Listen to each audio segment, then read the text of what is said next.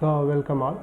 After going through this Flint's taxonomy, we are going to concentrate more on CMD processors, which are array processors or vector processors. So for CMD processors, what happens? Concurrency arises from performing the same operation on different piece of data. So suppose you are having dot product of two vectors. What does it mean?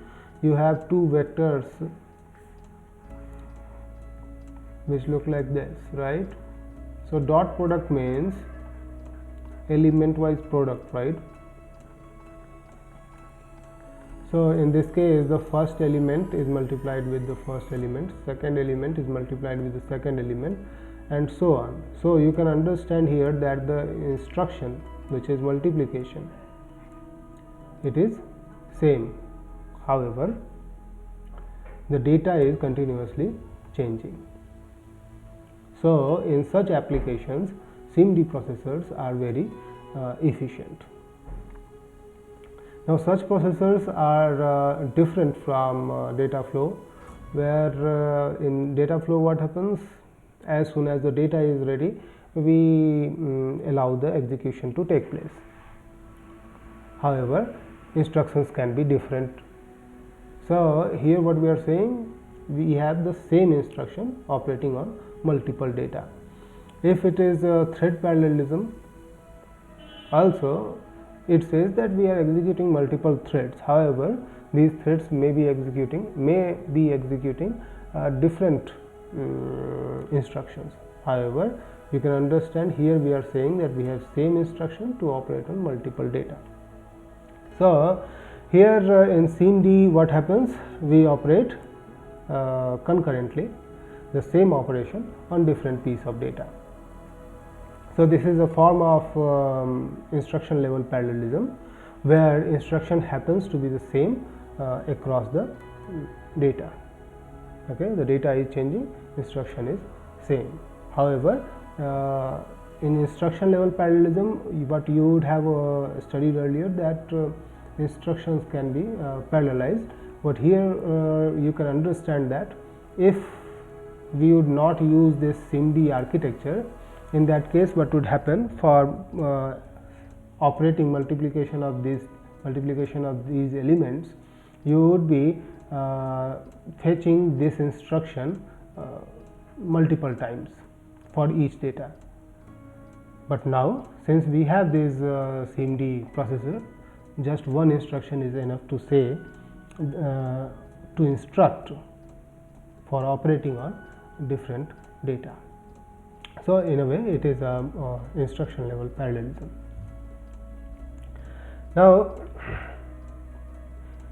in CMD processing, what you can understand is single instruction is operating on multiple data, right? So in time or in a space, you will understand what is time and what does it mean with space. But one thing that you have to understand is you have multiple processing elements. Okay, with this multiple processing elements you will be operating on. Now the other thing is time space duality. Based on this time space duality, you will see the difference between array and vector processors definitely in the next slide. But here what you have to understand is, in array processors, instructions operate on multiple data elements at the same time using different space. With a space you should understand that processing elements. Okay, different processing elements you have. So these processing element at the same time, same instruction is being operated. Okay. However, in vector processor what happens, these processing elements, as you will see in the next slide, are responsible for different operations. So in consecutive time steps, this particular instructions are operated. So let me introduce you to vector and array processors. Basically in array processors you can see you have processing elements, nothing has changed all are same, just numbers are changing. It is processing element 0, 1, 2 and 3. This processing element is capable of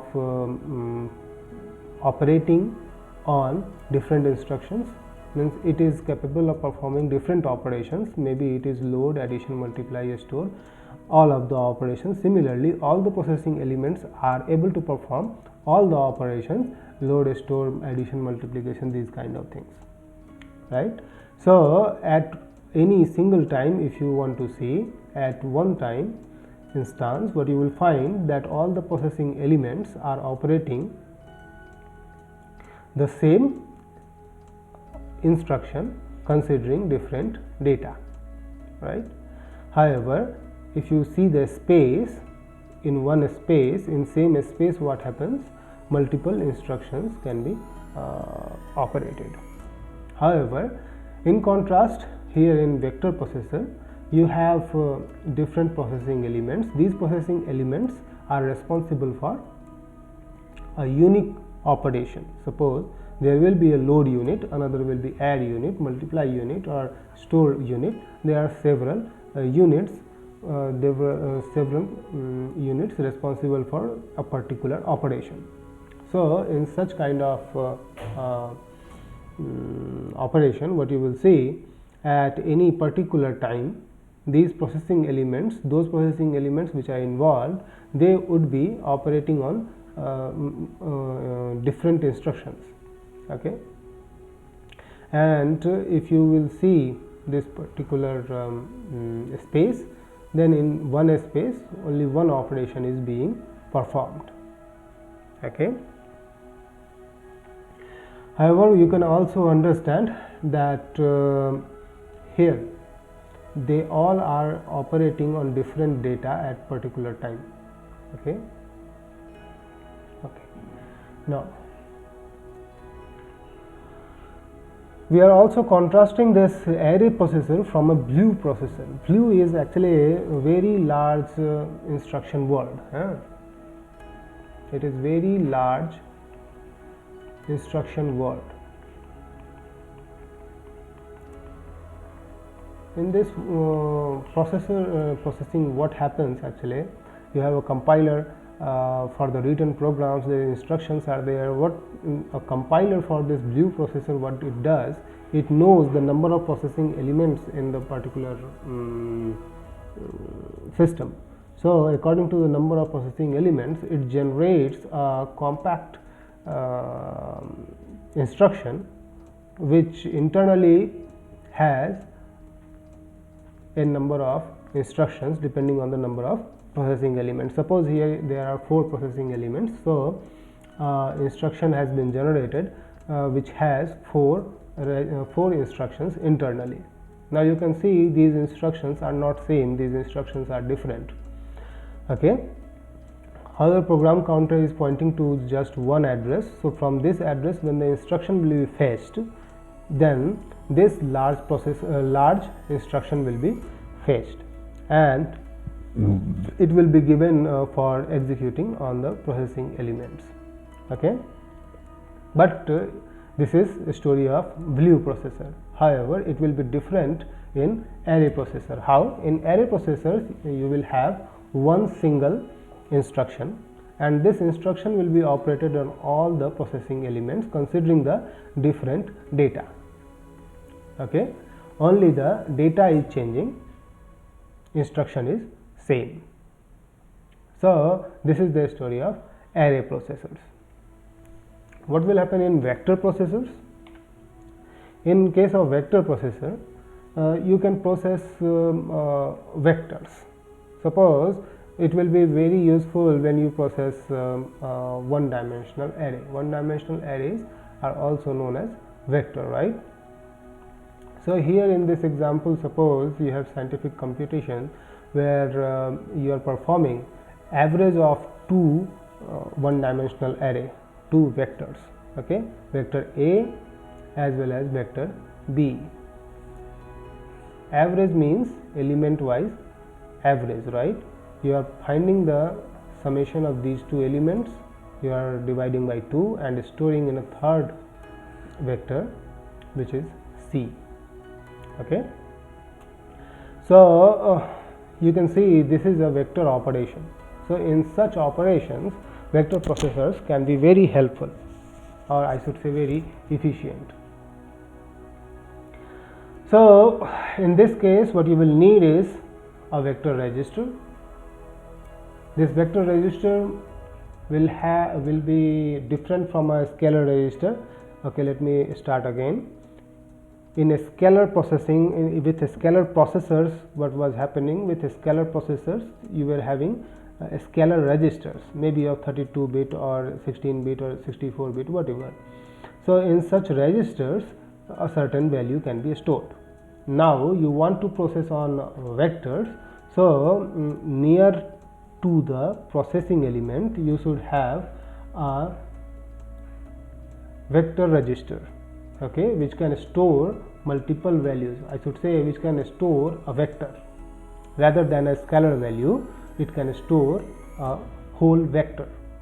So you will load a vector A in a particular vector register, in another vector register you will load B, and you will perform the addition of these two values and whatever operation you want to do. So you will need a vector register.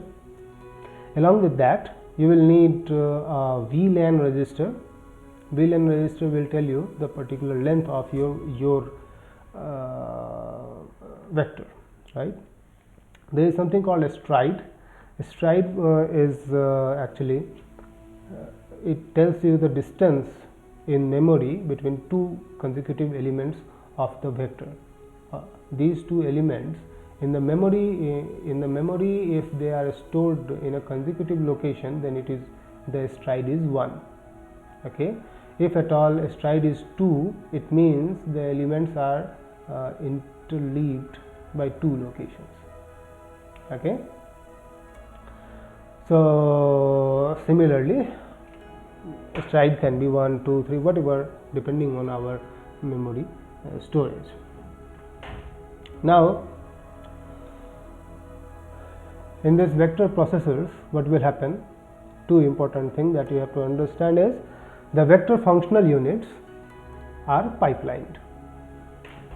You might be understanding the concept of pipeline, in which what happens, there are stages, and suppose if this functional unit would have not been pipelined, in that case it would be taking suppose 7 clock cycle.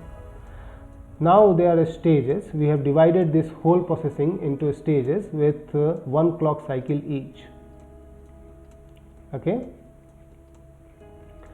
so 1, 2, 3, 4, 5, 6, 7 stages, okay, of 1 clock cycle each.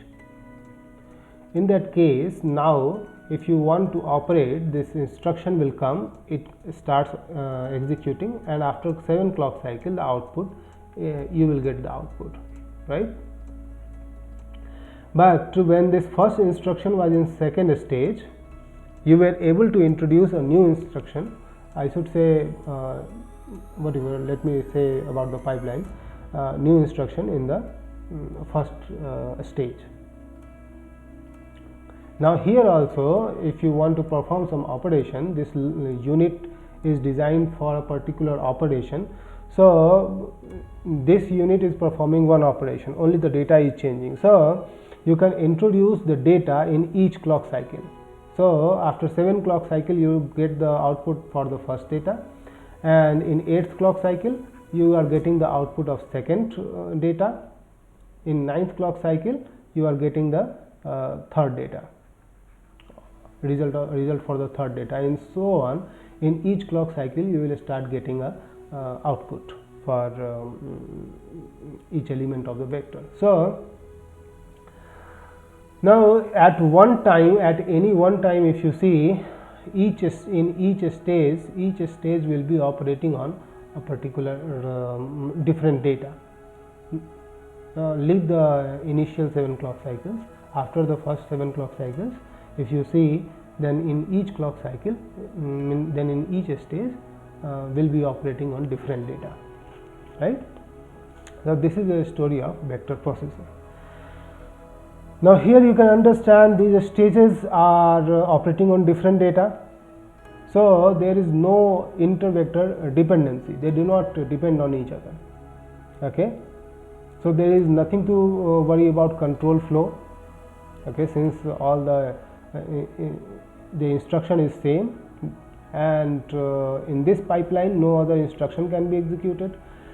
This is a particular unit of for particular purpose, and only it is only the data is changing. Okay, known stride makes it easier to preface the data. Okay, so these are the story of vector processors. Let me tell you about some advantages and disadvantages of this pipeline, in this vector processors. So we have already understood that there is no dependency within a vector. Pipelining and parallelism can really work well, because what happens, we don't have any dependency. Okay, in pipelining usually when we have dependency kind of thing, then its performance decreases, right? So if we don't have such kind of dependencies, so it can be very efficient, and also we can have very deep pipelines. Each instruction generates a lot of work, so it means that you do not need to fetch multiple instructions for operating on multiple data, right? Same instructions are being operated on multiple data, so only one instruction is fetched and it is operated on multiple data, right? Highly regular memory access patterns. So you have seen the strides, if it is 1 or 2 or 3 whatever, so regular memory access can be done. No need to explicitly code loops, fewer branches in the instruction sequence. Depending on the vector, you can give the vector size, and accordingly the loop can be sorted.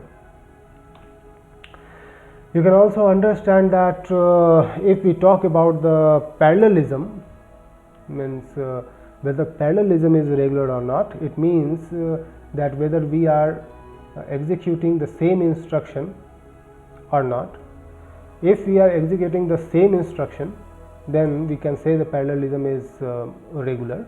If we want to execute multiple different kind of instructions parallelly, that is difficult in this particular vector processors.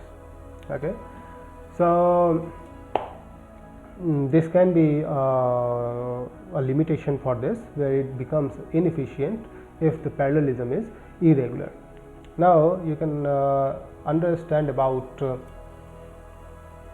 the coding. If you want to code on vector processors, these are the exact lines taken from a paper of Fisher, published in 1983, which says that if you want to code on vector processors, you will need to know the internal structure, internal hardware of this vector processor. You need to know how many processing elements are there, or you will need to know the structure of this particular vector register. So this is hard actually and challenging also. So the programmers need to be very smart and dedicated and very aware of these hardware related information. One more thing related to the limitation of vector processors is the memory. As you give the computation power, more processing elements, they all need the data to operate on, so you will need the data to be fetched from the memory, and you understand that processing elements are much more faster than the memory access, right? So you may not get the data on time if at all more number of processing elements are there, but still whatever we have, according to that we will have to work on. So if we are not able to manage nicely, in that case the memory will become a bottleneck for us. Okay, this was something we needed to learn about this particular